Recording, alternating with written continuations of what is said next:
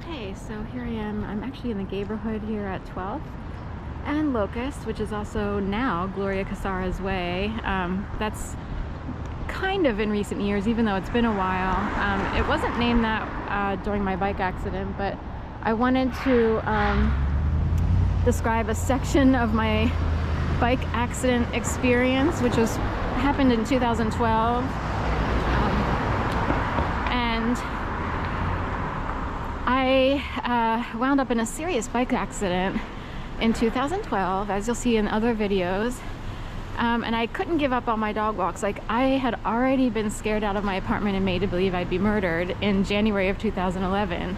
I kept being harassed, all kinds of crazy activity was going on. And it's hard to explain the activity because it can seem supernatural. I don't know how it's all done, but I did have someone come along to try to help me understand some of it. They do know it was really bad and highly illegal, a lot of stuff that went on, and it's technically in the conspiracy field, but I still had a dog to walk named Aida, a German Shepherd, who lived in this building, the Cosmopolitan, which has a jagged edge here like a buzzsaw. See how it looks like a buzzsaw there? Anyway, and then it can look like dragon-ish or whatever here, reptilian. That's called the Cosmopolitan. So anyway, really quick, I still had dogs to walk. I was able to cancel 2 when my immediately after my bike accident happened.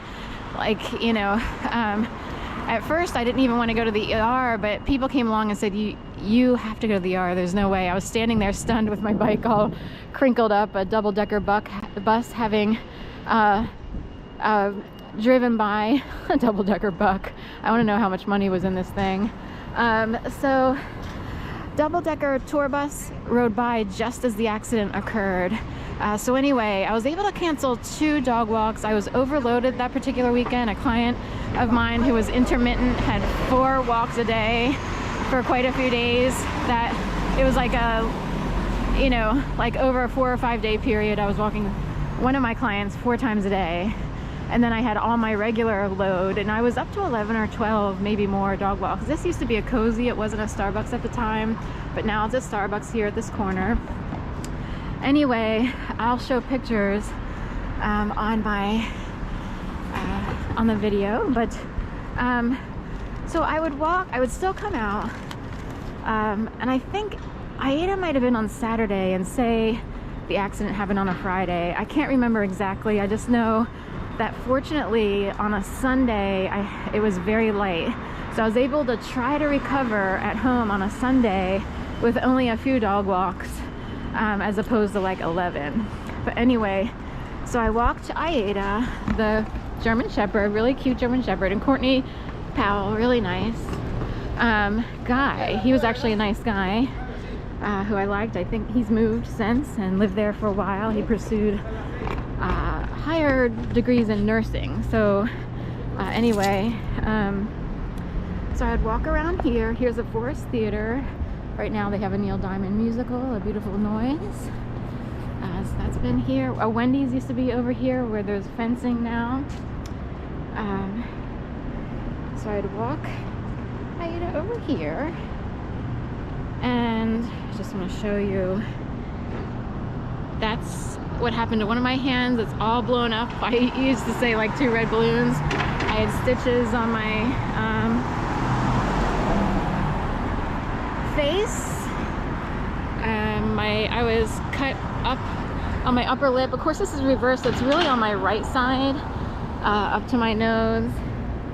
And then that's one of my hands. My other hand was also damaged, but that's all I took a picture of, or that's all the pictures I could find. So this was happening. I had these injuries while still having to walk dogs. We just saw this truck over by 15th and Walnut trying to get around a corner. He's having a rough time. I noticed that it's hard to get around corners. I actually have a CDL Class A. That's another story of me desperately needing to find work. So I would walk around here. Here comes a car speeding through with a Range Rover with a light on, trying to get by here behind this. So they have like an emergency blue light on. So anyway, I would walk around here, and I I would see someone who I met in 2010 who was technically dating someone. This is part of the LGBT community. So someone named Heather, and she had been dating someone named Karina, but Heather, they seemed to be breaking up or whatever back in 2010, and at the end of 2010, Heather was hanging out with me a lot. Anyway, once 2011 hit and I was made to believe I'd be murdered in my apartment, all these people kind of disappeared and they behaved oddly as if they were in on it. That's how they sounded. I had to get over a lot of like heartache and this idea of being completely set up and manipulated. So I would walk around here and I would see someone who I thought was Heather and Karina walking as if they had gone out to dinner up there. There are more restaurants up there, and they were walking down here. Say it was like a Friday or Saturday night, whatever night it was, when I was walking Aida. And all of a sudden I heard, and this is me walking around looking like this, Heather would act like a victim as if she were harmed. Oh my gosh, get me away. And she's sort of like, that's what I heard. And she sort of like turned to Karina for protection. And it's like, I'm being beat up, raped, and tortured on the streets of Philadelphia. And we have someone named Heather acting as if she were victimized. Dodie. I don't think so, biatch. So anyway, I walked back around the block. I could only walk the dog for so long. And I just sort of sat in the apartment to sort of make up for the remainder of the, say, 30 minutes of the walk. And sorry.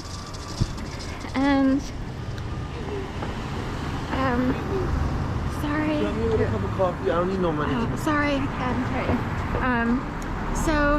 Anyway, they keep setting, you know, I've seen that guy a lot. So anyway,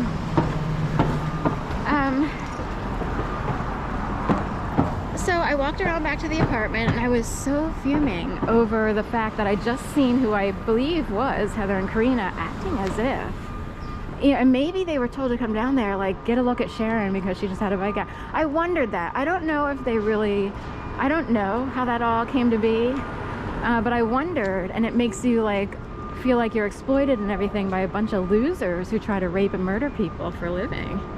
And I get on the phone with my sister while, you know, at Courtney's apartment, you know, and I sort of needed to vent and say, I can't believe I just saw so-and-so and blah, blah, blah. And, you know, I'm like fuming mad that they acted like victims who had to be sheltered from me. Meanwhile, those were my injuries. Because of what these people do, I actually believe that they cause this type of harm to people in ways that can't be totally understood, but they could create situations that result in someone winding up in a bike accident. I see them as guilty as charged. Heather Doty and Karina Rodzinsky. Take a good look at that. Because your people cause that. That's how bad you are. And if you think you can puppet people, that's what you actually cause. Wow. Bad puppeteers, bad puppet masters.